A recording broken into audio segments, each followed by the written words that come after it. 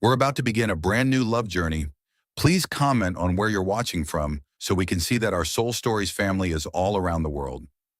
The April wind blew against the highway, sweeping low gray clouds across the Montana sky. A silver bus pulled up in front of a sun-faded wooden sign with hand-painted letters barely visible. Ridgewood Family Shelter. Anna Cole tightened her grip on the leather strap of her bag and stood still, gazing at the wide fields stretching into the distance. No car horns, no smog, only the wind, the scent of dry grass, and the faint crowing of a rooster somewhere beyond the hill. She drew in a deep breath, then exhaled slowly. After 10 years in Chicago, the city of glass towers and unfinished dreams, she had finally left. She carried nothing but a small suitcase, a few books, and one cold medical document: infertility caused by post-surgical complications. The wooden gate creaked softly as she pushed it open. A row of low wooden houses, a wide yard, a few chickens pecking under the fence. In the distance, a man was hammering at a stable door. He was tall, broad-shouldered, sleeves rolled up, sweat darkening the back of his shirt. She was about to call out, but the hammering stopped before she could speak. He turned. The first look from Colt Bennett made her heart falter. Not because he looked like someone from a movie, but because his eyes held something profoundly calm. Like a lake that had long ceased to ripple, even though there had once been storms within it. "You are..." His voice was low and rough, like wood rubbing against wood. "Anna Cole. I came across the part-time teaching position." She handed him the folder, printed from an email, her fingers trembling slightly, partly from the cold, partly from not knowing how to begin. Colt nodded and took it. He glanced through her resume. A Chicago degree, 7 years of teaching experience, resignation after a divorce. He didn't ask why. He simply folded the papers and said, "The shelter isn't exactly a school. Here we teach by living together." "That's exactly what I want to learn again," Anna replied. He looked up. For a brief moment, a small, almost invisible smile crossed his lips. Quiet, fleeting, but real. That afternoon, Colt showed her around the property. "I'm raising 4 kids here. None of them shares my blood, but they call me Dad. They came from different places. Each one has a corner of their own here. Not much, but enough to feel safe." As they walked past the porch, a boy of about 10 was cleaning an old bicycle. When he saw Colt, his face lit up. "Eli, this is Miss Anna. She'll be teaching you all." Eli looked up at her, polite and bright-eyed, but cautious, the kind of look children have when they've grown up too soon. Anna noticed 3 more. Nora, the curly-haired girl painting flowers on the wall. Finn, a 5-year-old singing off-key while running in circles, and little Lila, fast asleep on the swing, clutching a threadbare teddy bear. Anna smiled softly, her heart trembling. She wasn't sure if it was from tenderness or sorrow. That evening, Colt invited her to dinner. The kitchen was simple. Old wooden walls, the smell of cinnamon drifting from the oven. The kids gathered around the table, laughing and chatting. Finn bragged about catching a frog that morning, while Nora folded paper roses to gift their new teacher. Anna never imagined that such an ordinary meal could make her heart feel so full. After dinner, when the kids ran outside to play, she stayed behind to help Colt with the dishes. The warm light cast soft shadows on his face, highlighting a small scar near his neck. The mark of fire. "You were a firefighter?" she asked quietly. "Yeah, in Billings. One day I saved an entire building, except my wife." His voice was calm, but the words made Anna's throat tighten. She wanted to say something, anything, but couldn't. Instead, she whispered, "I lost a part of myself, too. After my marriage ended, the doctor said I couldn't have children." Colt paused, turning toward her. There was no pity in his gaze, only a quiet sincerity. Then he smiled, that same soft, grounding smile. "Good. I've got enough kids for both of us." Anna froze, unsure if he was joking, but his eyes stayed steady. Not teasing, not pitying, just gently honest, like someone who'd already made peace with life. Such a simple sentence, and yet it made her breath hitch. She laughed, just a little, hiding the tear that had almost escaped. Outside, the Montana wind swept across the fields, carrying with it the scent of dry grass and the warmth of something quietly beginning to grow. That night, Anna sat by the window in the small room Colt had prepared for her. It held only a single bed, a wooden desk, and white curtains that fluttered in the breeze. Outside, the sound of crickets mingled with the soft laughter of children dreaming. She looked down at her hands that had once felt cold and empty in a lonely Chicago apartment. Now they still smelled faintly of soap, and in her chest something had shifted. "Good," she whispered again, smiling to herself. "Maybe I found enough too." The first morning at Ridgewood's shelter began with the sound of the wind. Not the cold, sharp kind that whistled through Chicago's concrete canyons, but a softer wind, gliding across the meadows, carrying the scents of fresh milk, dry hay, and roasted almonds from the kitchen. Anna woke while the sky was still wrapped in mist. She heard water running from the outdoor shower, the clatter of pans being moved, and then a low, husky male voice calling out, "Eli, check the horse's stall for me." It was Colt Bennett's voice, deep, steady, with that quiet timbre that made people want to listen longer. In the old common room, Anna set up her laptop, a small whiteboard, and a handful of colored markers. One by one, the four children appeared. Not in a line, but each with their own rhythm and air. Eli, 10 years old, the tallest, wearing a faded hoodie and a guarded look, the kind of posture that came from growing up too soon. Nora, 7, with soft brown curls and a worn children's book clutched to her chest like a shield. Finn, 5, burst straight into the room, stopped halfway, and grinned mischievously. "You're the real teacher? Can we play on your computer?" And Lila, 3, toddled after him, clutching a one-eared teddy bear, her socks mismatched with little moons on them. Anna smiled and knelt down to meet Lila's gaze. "Hello, sweetheart. I'm Anna. Starting today, we'll learn together, okay?" Lila didn't speak. She simply blinked, then suddenly held out her teddy bear to Anna. A gift without words, the first sign of trust. The first lesson went slowly, full of laughter and sunlight. Anna drew a big letter A on the whiteboard. "This is the letter A for adventure." Finn raised his hand. "What about B?" "B is for bravery," she said, smiling, "because every adventure starts with courage." For the first time that morning, Eli's cautious eyes sparked with curiosity. Nora quietly copied the letters in her notebook, her handwriting tilted and shy. The room was filled with the sound of pencils scratching, little giggles, and beams of sunlight cutting through the dusty windows. Colt stood on the porch, watching through the open doorway. That woman, hair tied back, faded jeans, voice soft yet firm, surprised him. Since his wife's death, he hadn't let anyone stay in his world for long. But Anna was different from all the volunteers who'd come and gone. She didn't rush to win the children's affection. She waited patiently for them to offer it. Finn fumbled with his shoelaces. Nora smiled. Eli began to write.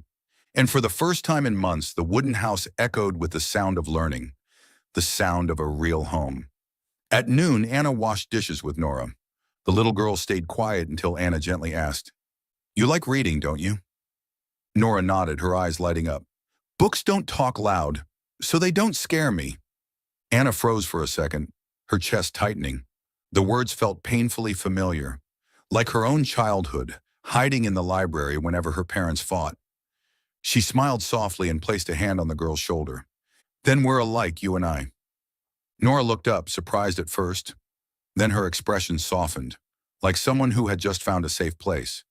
By late afternoon, the sunlight turned the fields gold. Eli took Finn out to the stable while Colt worked on repairing a roof plank. Anna sat on the porch with Lila in her lap, reading a fairy tale in a voice as gentle as the wind. The little girl fell asleep mid-story, her tiny hand still clutching Anna's sleeve. Anna didn't dare move. The weight of a child against her chest made her tremble. Not from fear, but from a warmth she hadn't felt in years. Colt approached, carrying 2 mugs of cocoa. "You fit in here better than I expected," he said, setting one down beside her. "It's not because I'm good," she replied softly. "It's because I once needed a place like this too." He said nothing. Neither did she. In that stillness, there was only the chirping of crickets. and the quiet rhythm of two hearts relearning how to slow down. Night fell. Anna was packing up her laptop when she heard soft footsteps. Lila stood at the doorway, half asleep, murmuring something under her breath. "Lila," Anna whispered. No response. Sleepwalking. Colt had mentioned it. Anna gently lifted the girl and began to rock her, humming softly. When she placed Lila back into bed, the door creaked open. Colt appeared, hair damp after a shower, wearing a dark t-shirt. "I usually put her to sleep like this," he said quietly. He sat down, placed his broad hand gently on Lila's back, and began to hum a low, raspy melody, an old Southern lullaby once sung by firefighters before night shifts. His voice blended with the wind, deep, soothing, full of tenderness. Lila's breathing steadied, her body relaxed. Anna stood by the doorway, silent, watching him. Under the warm yellow glow of the bedside lamp, the man who'd seemed all stone and silence was now singing with a gentleness vast enough to hold a whole sky. And at that moment, she realized that at Ridgewood Shelter, it wasn't just the children who were being healed. It was her, too. The woman who once thought she'd lost the ability to love, now learning how to begin again. Mornings at Ridgewood always began with the sound of metal striking metal, the clink of a hammer, the rasp of a saw, and sometimes the echoes of little voices shouting, "Dad," across the open space. Anna had grown used to this rhythm. No car horns, no urgent emails, just the scent of soil, of wood, and the quiet warmth of small, ordinary things. She had been here nearly 2 weeks now. Mornings spent teaching reading, afternoons with math, evenings baking with the kids. They had started calling her Miss Anna without hesitation. As for Colt, he hadn't changed much. Still quiet, still reserved, always busy mending fences, fixing the barn, or coaxing the old water pump back to life. Yet somehow, it was the way he simply existed. Steady, wordless, never asking for thanks that made her feel safe in a way she couldn't quite explain. That afternoon, rain drizzled softly over the fields. Anna stopped by the storage shed to grab a box of chalk, but a faint rustling sound came from the common room. The door was slightly ajar. Inside, Colt sat at the table, head bent in concentration. In front of him lay a small green shirt. Finn's. A long tear ran down one side. He was threading a needle, his rough hands too calloused to hold it steady. The thread kept slipping, and now and then he hissed under his breath as the needle pricked his skin. But he didn't stop. Anna leaned against the doorframe, smiling faintly. "A firefighter who can sew?" Colt looked up, startled, a little embarrassed. "Not really," he said. "I just can't stand seeing my kid cold."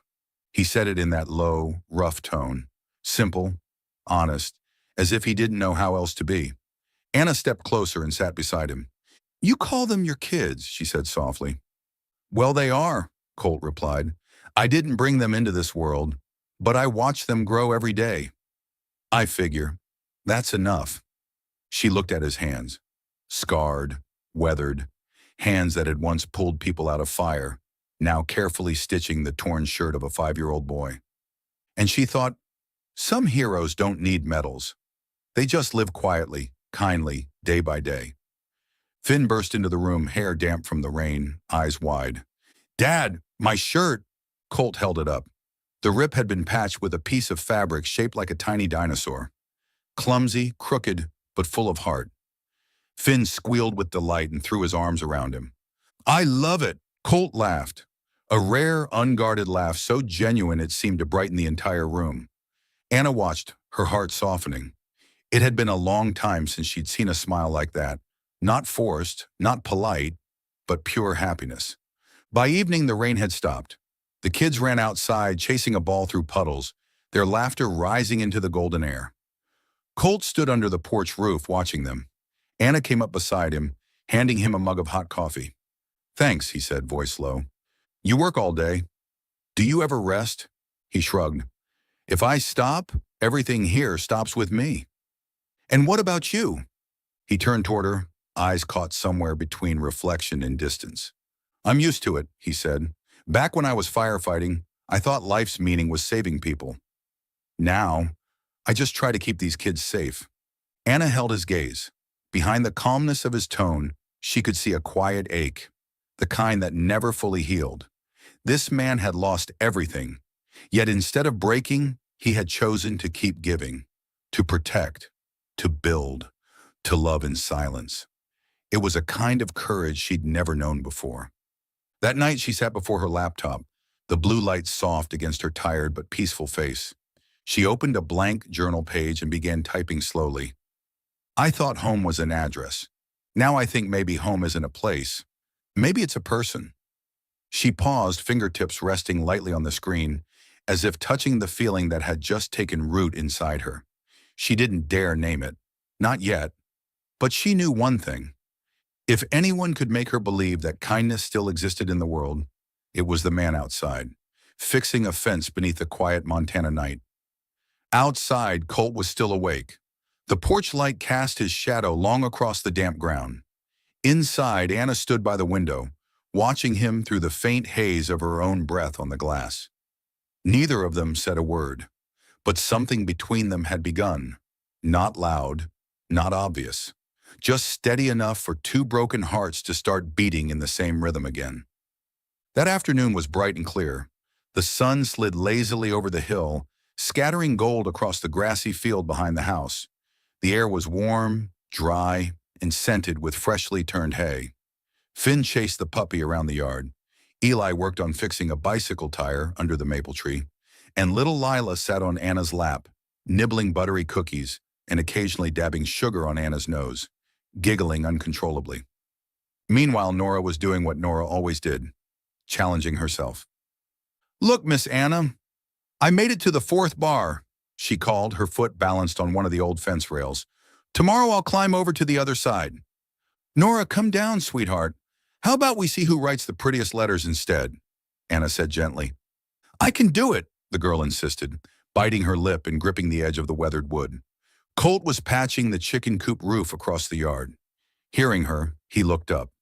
Nora, he said, his voice calm, steady, not loud but firm.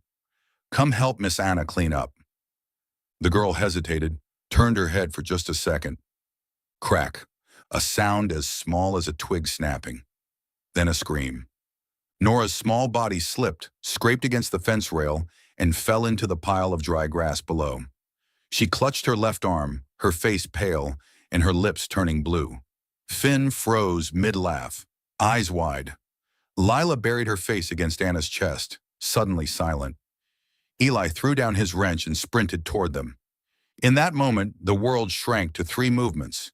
Nora trying to hold back her sobs, Colt leaping from the ladder, and Anna rising to her feet. Eli, grab my phone. It's in the tote bag on the swing, Anna said, her voice low and steady, so calm even she was surprised. Finn, come here. Lila, hold on to Finn. She knelt beside Nora. The girl's arm was bent at an odd angle, mid-forearm, sweat beading on her temples. Nora, look at me, Anna whispered, resting a warm hand on her forehead. Breathe with me, okay? In, out. Good girl. Colt dropped to his knees across from her, reaching out, then stopping, afraid his touch might cause more pain. He looked at the brake. His face tightened. Oh, God. It's okay, Anna said without looking up. Colt, keep her shoulder still. Don't move her left arm. Eli handed her the phone. Anna dialed 911 and spoke fast, clear, composed. Ridgewood Family Shelter, County Road 12. 7-year-old female, possible left forearm fracture. Conscious, pulse fast, pale, no bleeding. Requesting transport to the nearest ER. Hanging up, she ripped a strip from her shirt, folded it into a soft pad. Nora, I'm going to prop your arm to make it hurt less, all right? The girl nodded, tears spilling, but still following Anna's breathing rhythm. Anna slid the folded fabric beneath her arm, then tore 2 more strips from an old tablecloth, fashioning a sling and tying it with sure, gentle knots, firm enough to steady, loose enough not to cut circulation. Colt swallowed hard. His hands were large, trembling slightly, but when Anna said, hold her shoulder, he obeyed without a word. You're doing great, Nora, Anna murmured, pressing her forehead lightly to the girl's. A small, instinctive gesture. I'm right here. In the distance, the wail of a siren began to rise. Eli stood clutching Finn and Lila close, watching in awe at the calm precision of the new teacher, who somehow always knew what to do. In the ambulance, Colt sat beside Nora, eyes fixed on her pale face. Anna kept the sling steady through every bump in the road, whispering little things about the apple pie they'd bake when they got home, about the new box of crayons she'd hidden in the drawer, counting breaths to distract the pain. The county hospital ER was small and bright, with a sharp smell of disinfectant. The sterile air hit Anna like a wave, dragging up an old ghost. The hospital corridor in Chicago, the recovery room, the doctor's voice saying complication and infertility in tones cold as metal. She took a breath, locked the memory away, and focused on the child in front of her. The attending physician, a middle-aged woman with hair in a tight bun and kind, sharp eyes, studied the x-ray. "Green stick fracture," she said. "Clean break, no displacement. We'll cast it, manage the pain. She'll be fine." Colt exhaled, like a man surfacing after being underwater too long. He braced himself against the bed, head bowed. The doctor smiled faintly. "You're lucky she was here," she told him, nodding toward Anna. "Her field dressing was spot on. Saved your girl a lot of pain and potential misalignment." Colt turned to Anna, his eyes softened. Gratitude, respect, and something quieter beneath. "Thank you," he said, voice rough. Anna shook her head, a faint smile curving her lips. "Nora did all the hard work. I just helped her keep breathing." Nora lifted her plastered arm proudly. "Do I look like a superhero, Dad?" Colt tried to laugh, but the sound broke halfway. He brushed her hair back gently. "Our very own superhero." It took another hour to finish the paperwork. Eli sat on a waiting bench, holding Finn and Lila close. He didn't ask much, only looked up whenever a nurse passed by. Anna brought them cups of hot cocoa from the vending machine and sat on the hallway steps, listening to the rhythm of doctors' shoes echo down the tile floor. Inside, Colt filled out forms, repeating the same questions over and over. Guardian, address, emergency contact. When all was calm again, they wheeled Nora out of the ER, her left arm in a white cast, her other arm hugging her teddy bear. The setting sun streamed through the wide glass window, tinting her hair gold. The girl leaned sleepily against Anna, as if that shoulder had always been hers to rest on. Colt froze for a moment, caught by the simple, beautiful sight. Then he stepped forward and laid a hand on Anna's shoulder. "You're not a mother," he said softly, his voice fading into the hum of the air vents. "But you sure love like one." A short sentence, but it reached straight into her chest like a warm hand pressed over an old wound. People had told her many words about her condition before. Can't, lost, broken. But here, for the first time, someone had seen the way she loved and called it what it truly was. Love. "Thank you," she whispered, barely more than a breath. Colt shook his head. "I should be the one thanking you." Outside, Eli went to get the truck. Finn chattered to Lila about drawing a dinosaur on Nora's cast. Anna tucked the girl's jacket around her shoulders, adjusted the sling, and brushed a stray curl from her face. "Don't go, okay?" Nora murmured drowsily. "I'm not going anywhere," Anna said. "We're going home." Home. The word came so naturally it startled her. When she looked up, Colt was standing there, the sunset gilding his shoulders in a halo of pale gold. Their eyes met. No need for explanations. Some things, from the moment they begin, already know where they're going. The pickup rumbled along the dirt road, the sky deepening to violet. Finn slept against Eli's shoulder. Lila clutched her teddy, mouth open slightly. Nora dozed, smiling faintly when Anna promised to draw a happy face on her cast tomorrow. Colt drove slowly, the steering wheel steady in his scarred hands. In the rearview mirror, he saw Anna leaning against the seat, one hand supporting Nora's sling, the other gently resting on Finn's head. No dramatic music, no heroics, just a woman who'd stayed calm through chaos. "You don't have to apologize for the fence," Anna said suddenly, as if she could read his thoughts. "Kids fall. What matters is they know someone's there to catch them." Colt's jaw tightened. "Once, I didn't catch in time," he said, voice low. Anna turned to him, her gaze soft. You've caught plenty since then. A quiet settled over the cab, gentle, forgiving. The mountains receded behind them. A herd of deer crossed the road, their hooves stirring up a thin veil of dust that shimmered in the twilight. Colt exhaled slowly. For the first time in years, the fear of losing someone didn't choke him. Because even if life threw another storm his way, he knew there'd be a woman beside him saying, "Breathe with me," and somehow making the world hurt less. When the truck turned into Ridgewood's wooden gate, the porch light flicked on automatically, illuminating the handmade sign. "Love lives here." Anna looked at it, her hand instinctively tightening around Nora's fingers. Colt turned off the engine and sat for a moment before murmuring, "Thank you for being there, Anna." She met his gaze. "I'll still be here," she said softly, "when the kids need me." "When you do." Colt didn't answer, only gave a small nod. But that nod was enough. To Anna, it sounded like a lock quietly turning open, unlocking a door she hadn't dared to enter for years, the one called home. Inside, the kitchen still smelled faintly of morning waffles. Anna carried Lila to bed. Colt lifted Finn. Eli fussed with Nora's shoes, his care almost comical. Soft laughter, murmured words, the hush of doors closing. A long day ended, and within that ending, something new had quietly begun. That morning began peacefully, just like any other. The wind weaving through the maple trees, the smell of freshly brewed coffee, and the sound of children's laughter drifting from the garden. Anna sat on the porch reviewing her lesson plan while Colt patched the old tire on Eli's bike. Everything was calm until a black SUV rolled into the yard.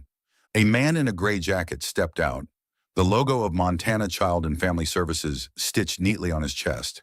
He glanced around, then pulled a folder from his briefcase. His voice was steady, professional, and cold. "Mr. Bennett?" Colt stood, dusting his hands. "That's me." The man nodded. "Daniel Moore with Child and Family Services. I'm here to conduct a welfare inspection. There are 4 minors living under your supervision, correct?" "Yes," Colt answered slowly.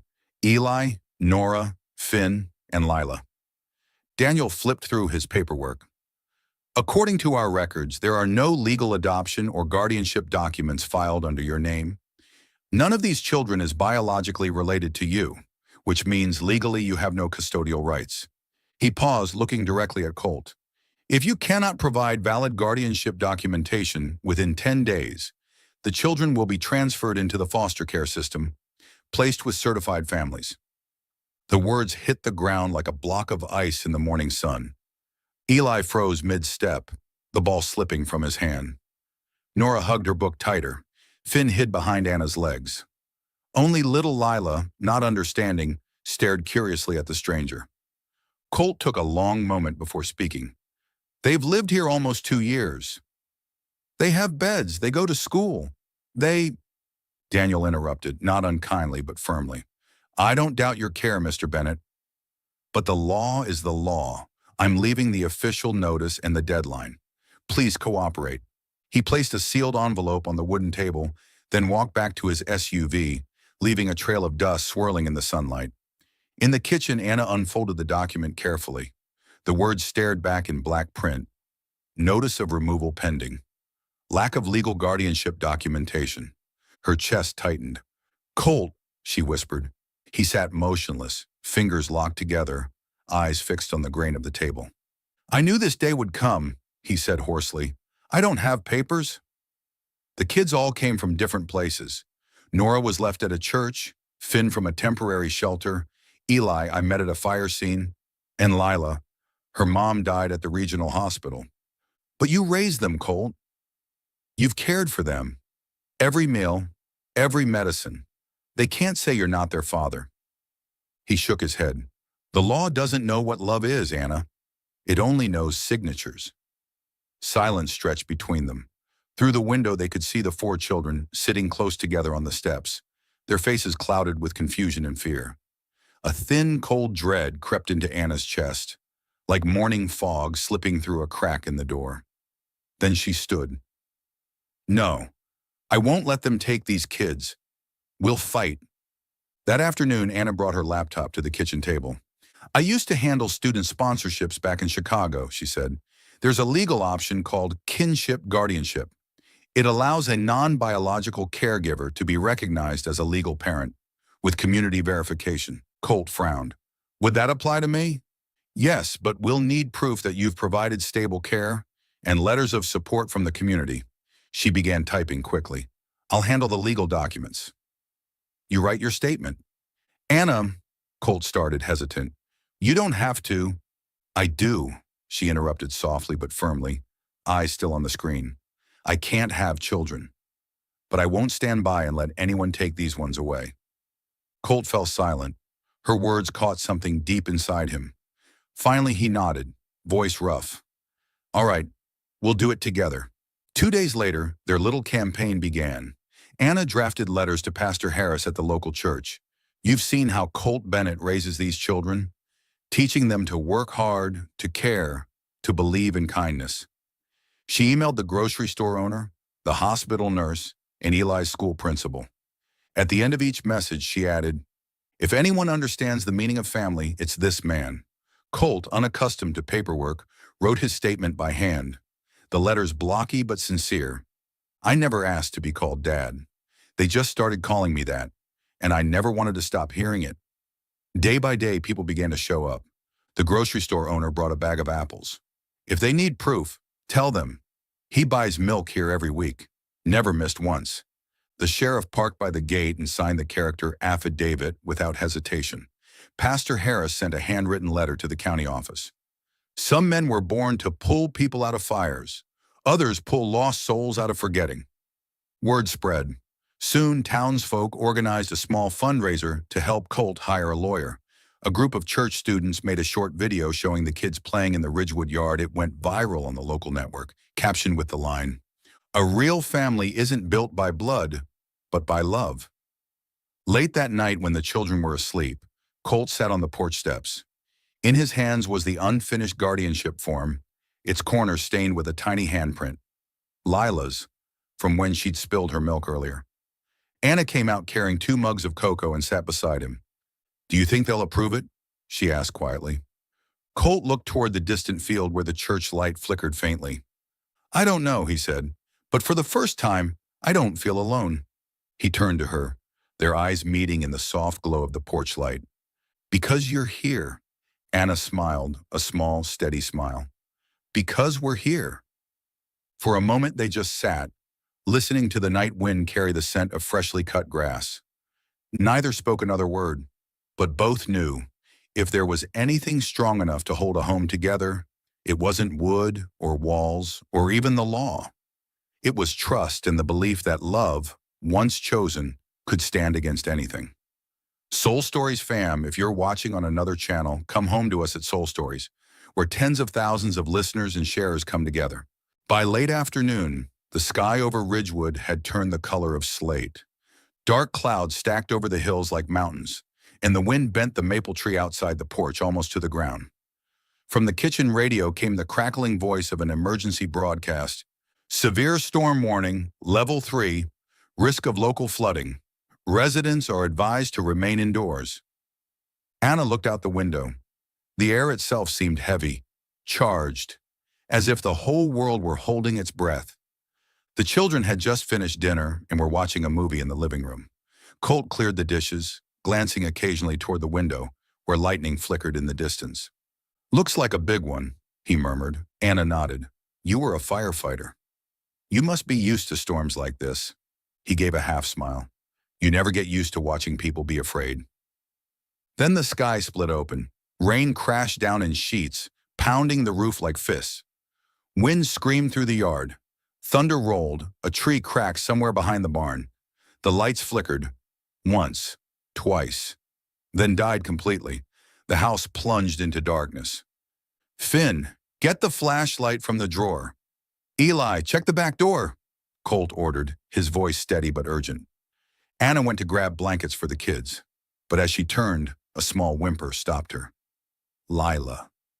The little girl lay curled on the sofa, trembling, her forehead burning red. Colt, Anna called.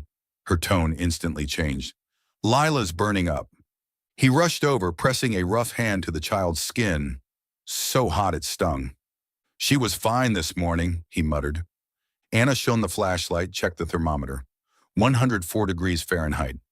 We can't wait until morning, she said, panic cutting through her calm. We have to call for help.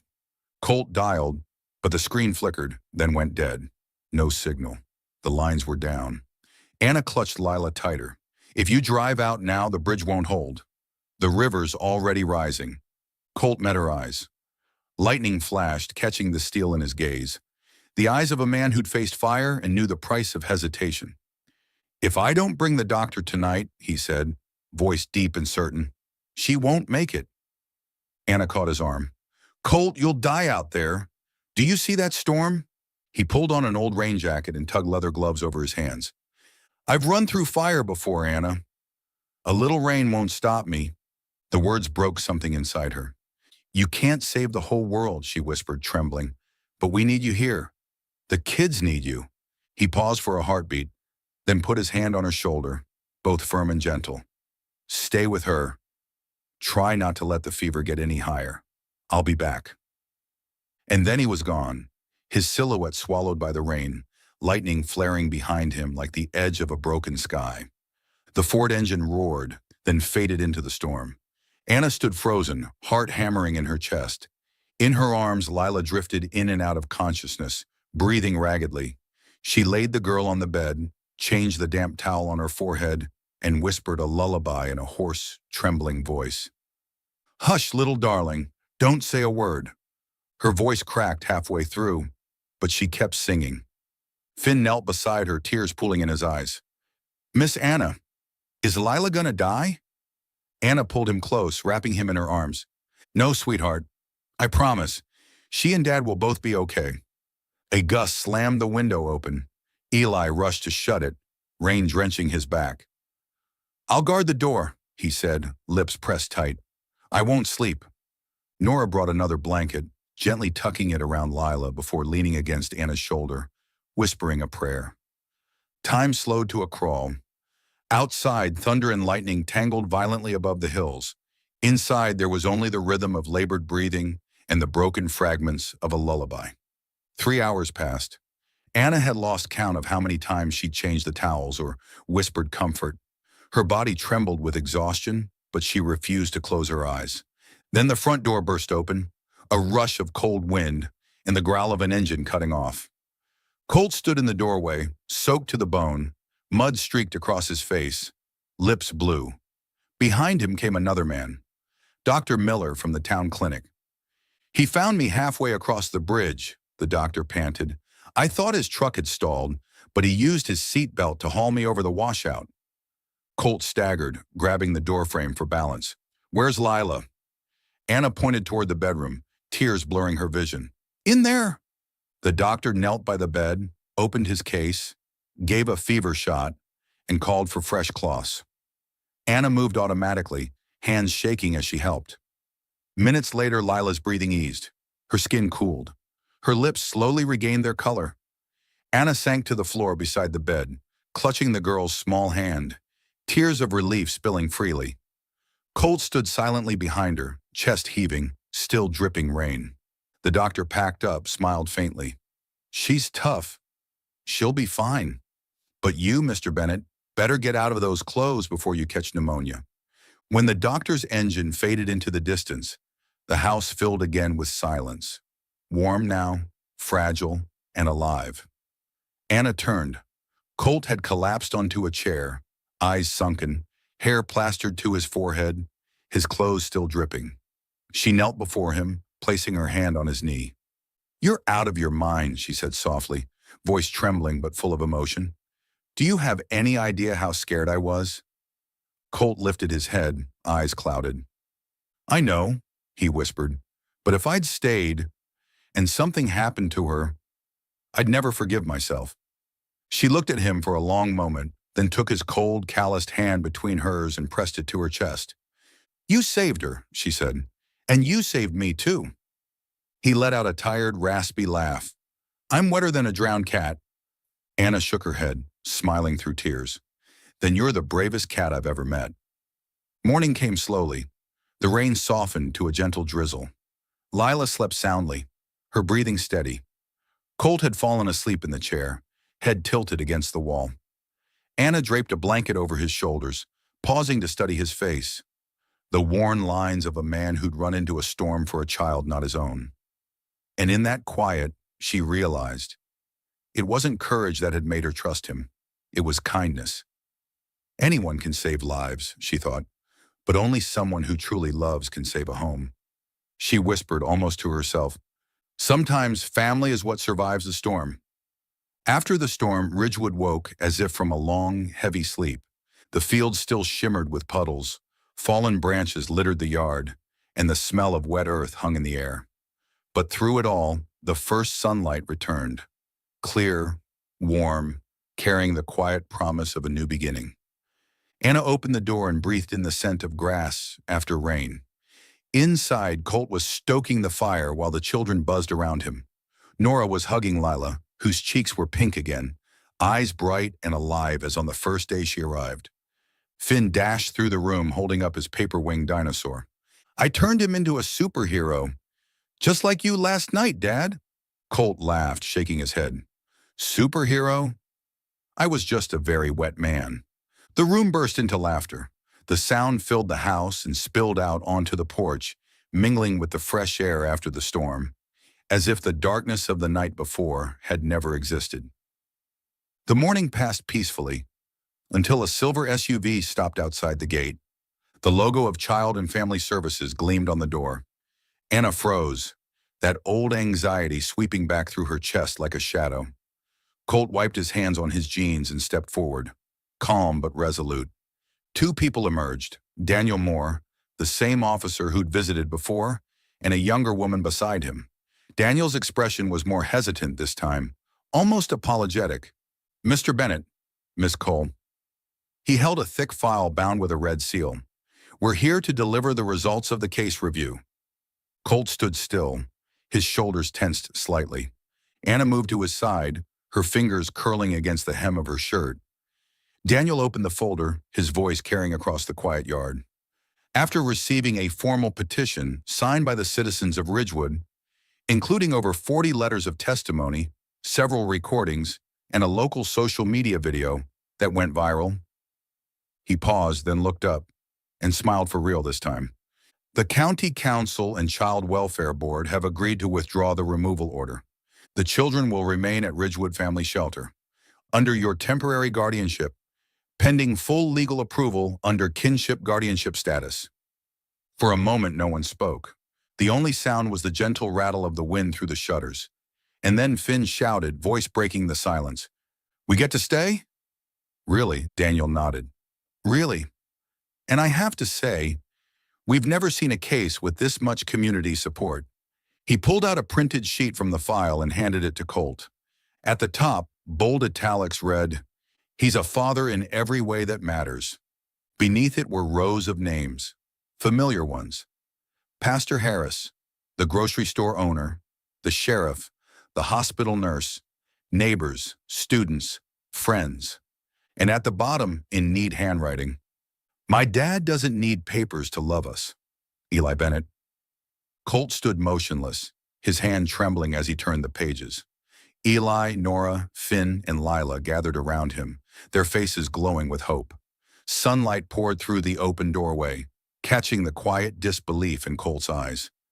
Then he laughed, not loudly, not dramatically, but with a deep, genuine joy that seemed to fill the whole house. Anna pressed her hand to her mouth to hide the sob that rose in her throat. Since the day she'd met him, this was the first time she'd seen Colt Bennett truly smile. Not out of politeness or to appear strong, but the smile of a man who could finally breathe after years of silence. Daniel closed the folder and shook Colt's hand. You've got a town standing behind you, Mr. Bennett. Don't forget that. As the SUV drove away, the children rushed forward and wrapped their arms around him. Finn clung to his leg. Nora laughed through her tears and Lila shouted, Home! We stay home! Colt bent down, lifting Lila into his arms. The four children, four small pieces of a puzzle fate had once scattered, fit perfectly now in the circle of his embrace. Anna stood nearby, her lips trembling, her heart swelling with warmth and awe, as though 100 small stars had lit up inside her all at once. When Colt looked up, his gaze met hers. No words passed, but she understood.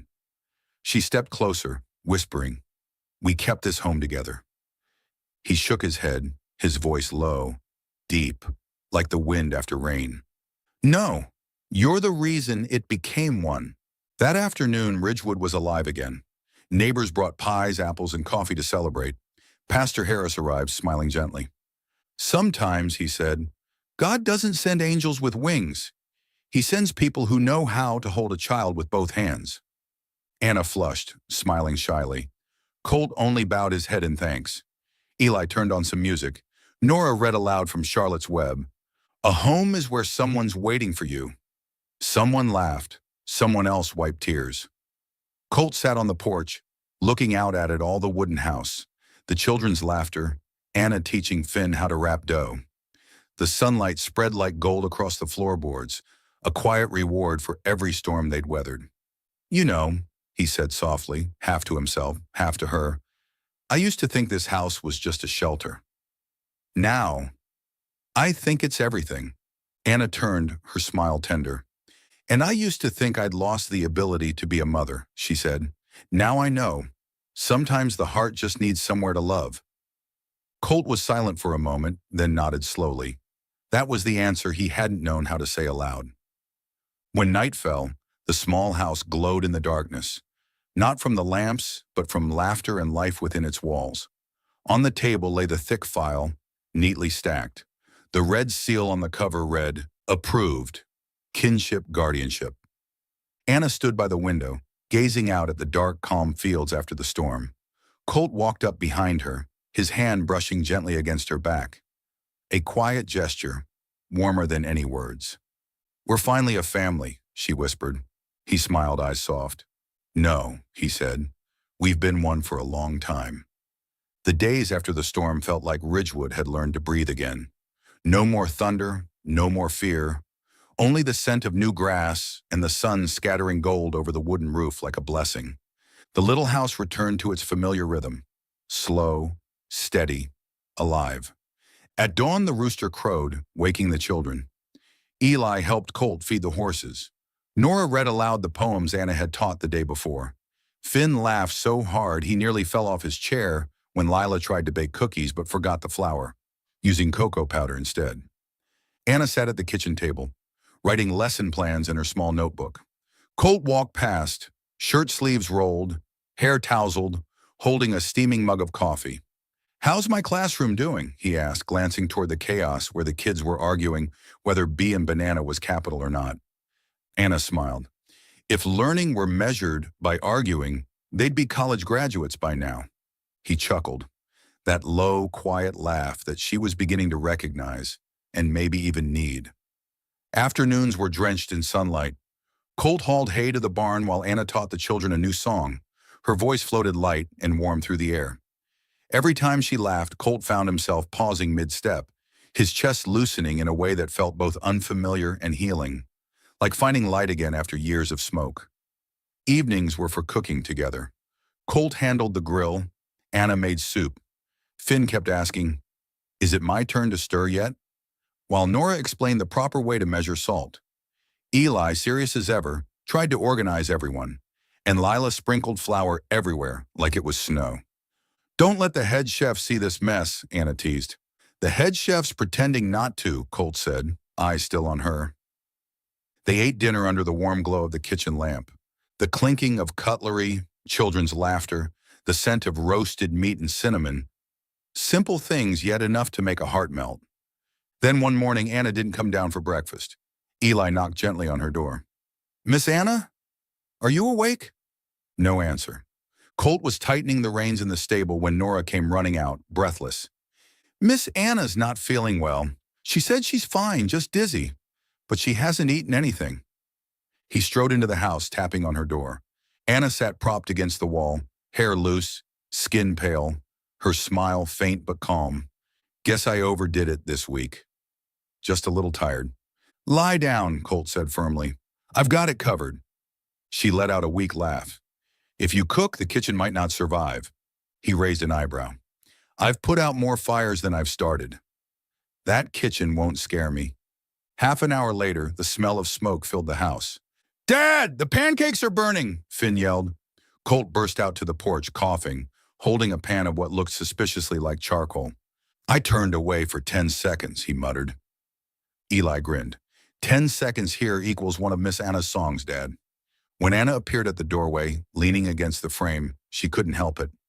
Laughter bubbled up, soft and pure. On the messy kitchen table, amid spilled flour and cocoa powder, sat a folded note in Colt's uneven handwriting. Everything you do for them today, let me do for you. She stood still, eyes blurring. Not because breakfast had burned, but because those clumsy words carried more care than any poem could. Anna sat down, touched the note, and wept. Not from sadness, but from the quiet relief of being loved without needing it spoken aloud. By afternoon, she felt better. Colt tried to hide his worry, but his eyes followed her everywhere. When she reached for a cup, he handed her a towel. When she bent to pick something up, he steadied her elbow. Small things, but each one tender enough to steal her breath. That evening, he played ball with the kids on the porch. Finn shouted. Nora's laughter rang like bells. Eli coached with all the seriousness of an Olympic referee. Anna sat on the steps, a cup of tea warming her hands. Watching them, she felt something in her chest twist gently. Not pain, but the ache of a happiness so whole she feared she might break it. Colt looked radiant in the sunset, strong arms, steady stance, eyes glinting with light. When his gaze found hers, the world seemed to still for a moment. He raised his hand in a half wave. Dinner time, teacher. Anna smiled, nodding, but as she turned away, she pressed a hand to her chest. Her heart was racing, the same rhythm as that night in the rain. Later, when the children were asleep, Anna tidied the toys scattered across the floor. She stopped in the doorway to Lila's room. Colt was sitting by the bed, reading aloud in his deep, husky voice. The same calm cadence as wind through the trees behind the house. Lila smiled faintly in her sleep, her tiny fingers curled around his. The lamplight bathed Colt's face in gold, softening every rough edge. A man who had once walked through fire and loss now sat here, reading fairy tales, his voice full of tenderness, as if he'd never known pain at all. Anna stood there quietly, clutching the note he'd written that morning, and in that still moment, she realized there was nothing missing in this house.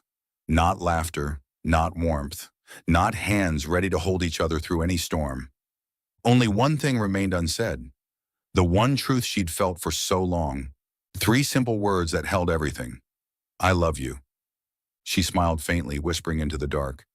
Maybe tomorrow. Outside, the wind carried the scent of grass and the faint trace of burnt pancake. Night in Ridgewood was so still that one could hear the wind slipping through the trees behind the house. Summer was fading, the air softer now, carrying the clean scent of pine and the memory of long, golden days. Anna sat on the porch at the old wooden table, her laptop open. The bluish glow touched her face, calm, focused, but every so often her eyes stopped on the same line. She was writing her journal. Not for anyone else, only for herself. Sometimes love doesn't arrive with fireworks. It just sits beside you quietly and never leaves. Her hands trembled slightly when she finished typing. She drew in a deep breath, as if she could steady the swell inside her chest. Inside the house, the children were asleep. Each small room glowed faintly under the warm yellow of bedside lamps. Outside, crickets sang in the grass, the faint trickle of water in the field beyond, blending with the hush of night. Ridgewood was breathing, slowly, peacefully, alive. She didn't hear his footsteps, but when she looked up, Colt was already standing on the porch steps. He wore a dark shirt with his sleeves rolled and held a mug of coffee in his hand. His hair was slightly tousled, his eyes shadowed with the fatigue of a long day. Yet under the porch light, he looked softer somehow. Grounded, real, warm. Thought you'd gone to bed, he said, voice low, rough as if afraid to disturb the calm. Anna smiled and closed her laptop. Couldn't sleep. Some nights are like that, too many thoughts, and no place to start. Colt leaned against the porch post, gaze wandering toward the dim fields. Yeah, I know that feeling. You do? She asked. He nodded. When a fire goes out, all that's left is smoke. People think that means it's over. But sometimes that's just when it's beginning again, quietly. Anna turned to him. The simple truth in his words ached somewhere deep inside her. Not from sadness, but from recognition and from him. For a long moment, neither spoke. The night hummed with small sounds, wind, insects, the faint clink of his cup. Colt turned the mug slowly in his hands, eyes fixed on the faint light flickering from the church across the valley. I thought I'd live alone for the rest of my life, he said finally. His tone was slow, steady. After she was gone, I swore I wouldn't let anyone else in. He paused, swallowed hard. But then you showed up, with that small suitcase, that quiet voice, and those eyes that somehow made the kids believe the world was safe again. I don't know when it happened, but the house started laughing again. Anna's breath caught. She looked down, heart pounding. You don't have to say that, she murmured. I've seen it. The way you cook for them, the way you listen, the way you panic when Lila sneezes. You're not as alone as you think. You just forgot how to believe it. Colt smiled faintly, the lines around his eyes softening. And you? Ever think of staying? The question was quiet, almost weightless, yet it stopped her completely. She lifted her eyes to his, the porch light glinting off the gold flecks in her irises. You're asking if I've thought about staying? Yeah. Anna took a slow breath. When she spoke, her voice was steady but tender.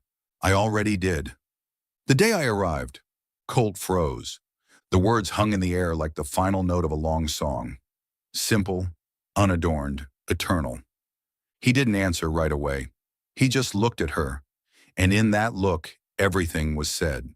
The soft glow of the porch light caught on his face, and in his eyes there was no blaze, no spark, only the kind of warmth that lasts through winters. Then he moved. One step, then another. Anna didn't move back. Her pulse quickened, her breath mingled with the night air. When he stood beside her, neither spoke. Colt set the mug down on the wooden rail, and very gently his hand found hers. Not hurried, not hesitant, simply inevitable. The gesture of two people who had already chosen each other long before this moment. His fingers were rough, warm, and trembling, just a little. Time seemed to dissolve. There was no kiss, no declaration. Only the hush of two souls who had known loss, learning again how to trust, not with words but with presence. The porch light spilled over them in a pale halo. Inside, Lila shifted in her sleep and sighed. Colt tightened his hold on her hand, his voice barely more than breath. You have no idea how much light you brought here. Anna smiled softly. And you don't know how much you've given me a reason to start again? Her words drifted into the night, touching the first stars just waking above the dark horizon. A soft breeze swept through, lifting a strand of her hair. Colt reached out, brushing it gently behind her ear. The touch was small, but it sent a shiver through her entire body. She didn't pull away. He didn't step closer. They simply sat there, hands entwined, gazing at the sky, saying nothing. No one said I love you. No one had to. Because between every heartbeat, every quiet breath, it was already there. True, simple, undeniable. When Colt finally stood, he spoke in that calm, teasing tone she'd grown used to. Get some sleep, teacher. The kids have a spelling test tomorrow. Anna chuckled, eyes warm. You'd better grade them fairly.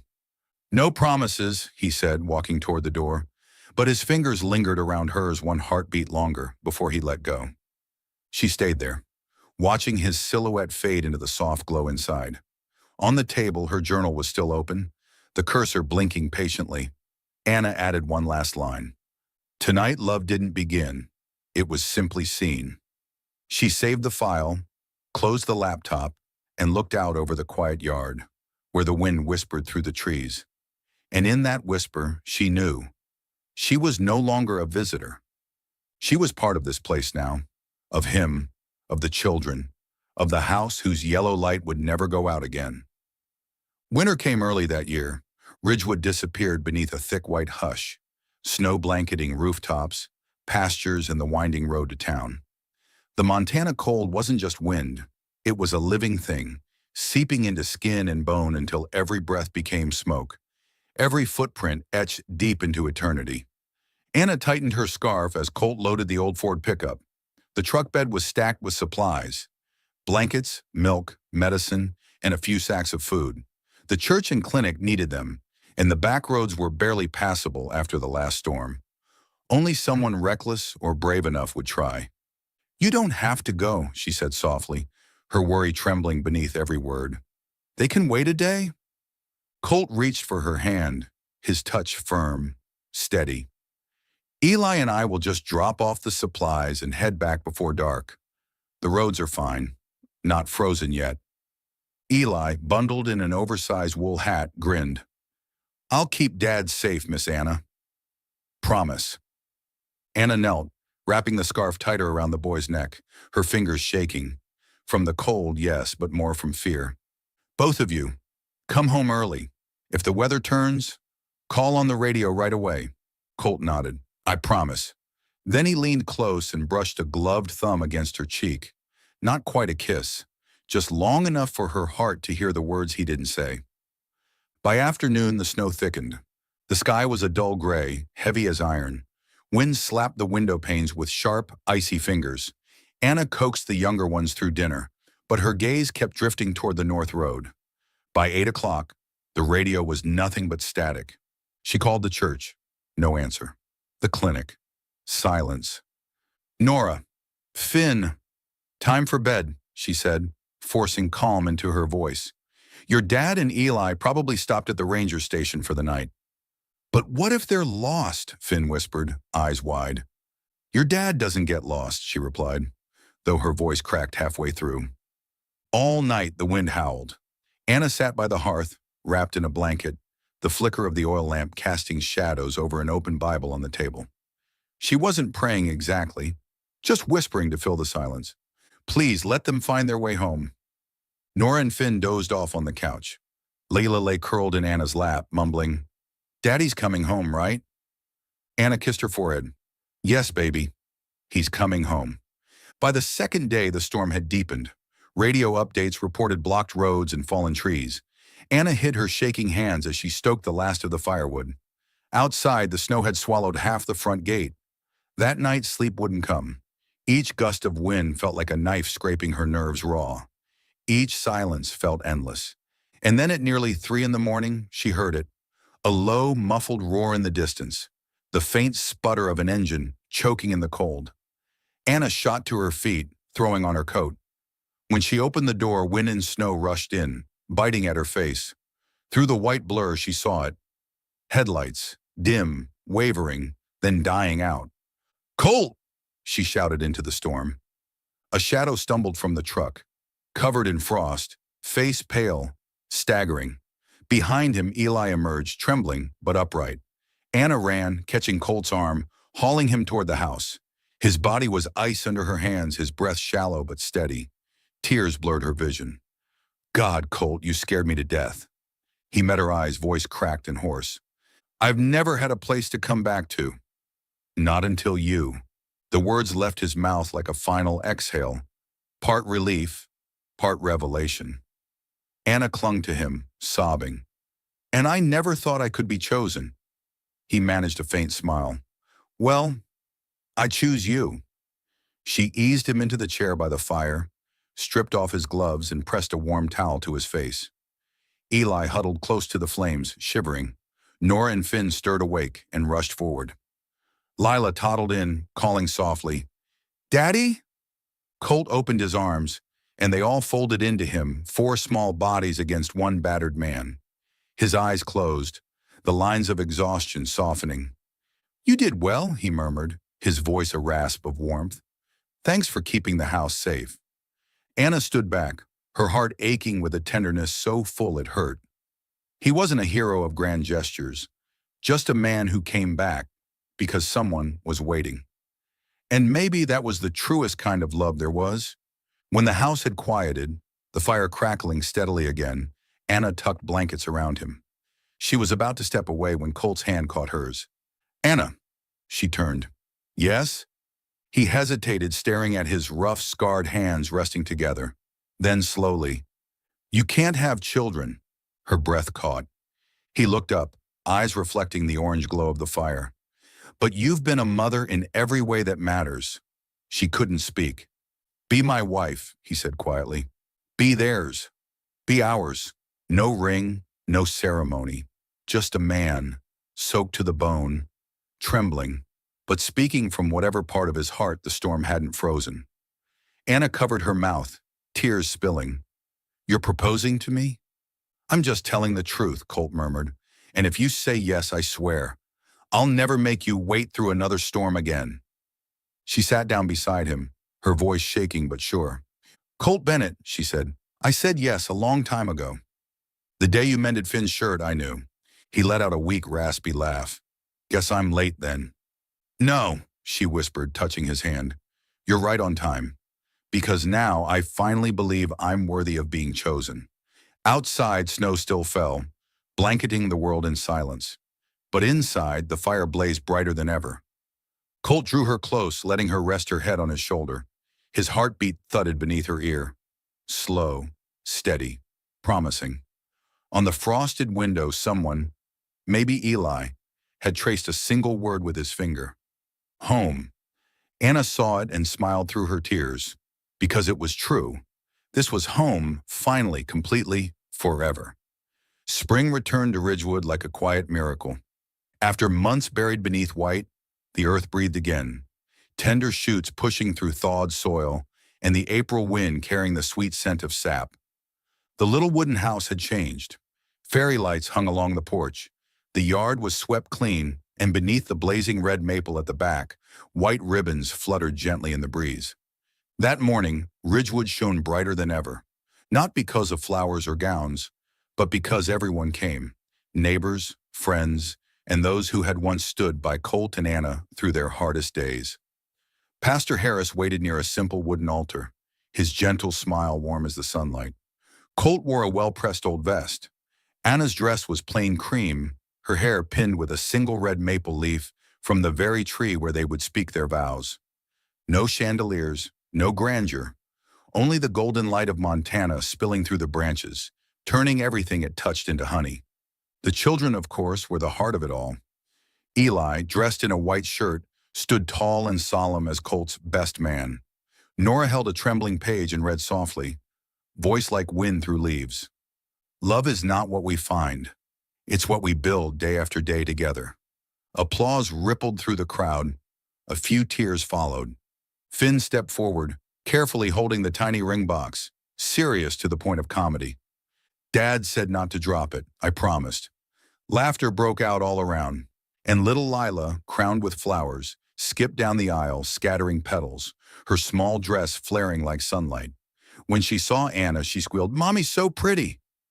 Anna laughed through sudden tears. She had never imagined anyone calling her mommy, but today, in the wind and the light, the word felt like it had always belonged to her. When the guests quieted, Pastor Harris nodded to Colt. He stepped forward and took Anna's hand. Rough, calloused, but warm. His eyes, steady and clear as melted snow, held hers. Anna, he began, his voice deep and a little hoarse. I can't promise this life will be perfect. But I promise that every day you'll be loved, needed, and right here a part of all that we are. Anna smiled through her tears. Colt, I can't promise to be the perfect wife, but I promise this house will never go a day without laughter. A soft wind moved through the maple leaves, scattering red petals as someone in the crowd strummed a guitar. Their smiles met in that moment between wind and sunlight, and the world seemed to hum in tune. When Pastor Harris finally spoke the words, I now pronounce you husband and wife, Lila shouted, well, you may kiss her. Laughter rippled again. Colt leaned in and pressed a kiss to Anna's forehead. Slow, gentle, unhurried. Not to prove anything, just to tell the world he had finally found home. Family hug, Eli called, and the children threw themselves around them both, forming a circle tighter and warmer than any blanket in winter. The celebration that followed was as simple as it was joyful. The wedding cake had 3 layers, apple and cinnamon, the same recipe Anna and the kids had practiced all week. A local guitarist played softly. Someone brought a fiddle, and Finn naturally declared himself band leader. People danced, laughed, and sang. Colt sat for a while, just watching Anna move among the crowd, her dress glowing in the late afternoon light, her face radiant, her laughter catching the air like birdsong. He didn't say a word. He only gave silent thanks for life, for fate, for every storm that had once stripped him bare, because only through that loss had he found her. When the sun slipped behind the ridge, Anna brought him a slice of cake. "We have a family now, Colt," she said softly. He looked at her, the golden dusk painting her hair. "No," he replied, smiling. "We have a home, and it began the day you knocked on that door." Anna leaned into his shoulder. Children's laughter danced through the air, the strings of the guitar blending with the rustle of evening wind. She thought of everything they'd survived, the storm, the fear, the long, sleepless nights. All of it had led them here, to this quiet certainty. Love no longer needed to prove itself. It simply was. Before the night ended, Pastor Harris lifted his glass, his voice calm and full of warmth. They needed no golden rings to bind them. Faith was enough. They needed no grand church, for they already built one beneath this sky. And they needed no miracle, because they became each other's. Silence, then applause, loud and bright, echoing through the valley.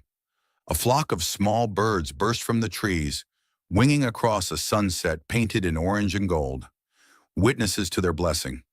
When night finally settled, golden light shimmered across the yard. Anna danced with the children beneath the red maple. Colt stood by the porch, hands in his pockets, eyes full of quiet wonder.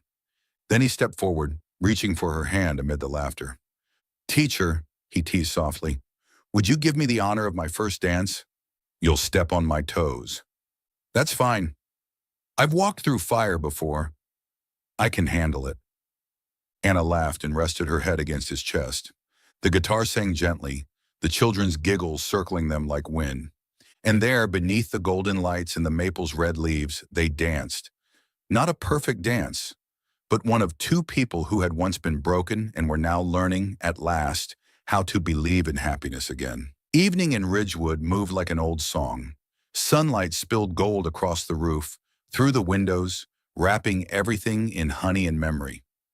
Anna sat on the porch with an open book in her lap, though she wasn't reading. Lila slept against her legs, small and warm. Across the yard, Colt and Eli worked on the fence, their hammering steady, the heartbeat of the home. Finn and Nora chased a golden puppy in circles, their laughter bubbling through the air. Ordinary, simple, but to Anna it was the most beautiful thing she'd ever seen. She had once lived in a city of glass and noise, a place of endless motion and hollow days. After the divorce, the illness, the diagnosis, she thought her story had ended. But here, in this quiet corner of Montana, she had found a miracle that needed no magic at all. She brushed a lock of hair from Lila's face and whispered, "I used to think my life had ended. Turns out it was just waiting to begin again." With you, Colt looked up from the fence, sunlight painting his weathered face. He smiled that calm, unspoken smile she understood better than words. "You're not just their mother, Anna," he said, his voice deep and steady. "You're the heart of this home." Her eyes glistened as she laughed softly, the kind of laughter that felt like breathing again. Dusk came slowly. The long wooden table glowed under the golden kitchen light. The whole family gathered, Finn telling stories, Nora reading poems, Eli proudly declaring he'd fix the fence, and Lila perched in Colt's lap, giggling. Anna set down a tray of warm pies, butter mingling with the faint sound of Colt's guitar, the same lullaby he'd taught himself to play for the children. The camera of memory would fade through the window, capturing the glow of light, the sound of laughter, and the warmth that filled every inch of the house. On the wall, the wooden sign they'd carved together hung steady and true. "Love lives here." And this time it wasn't just a saying. It was the life they had built from loss, from storms, from the long, cold winters into something lasting, something whole. Into the home,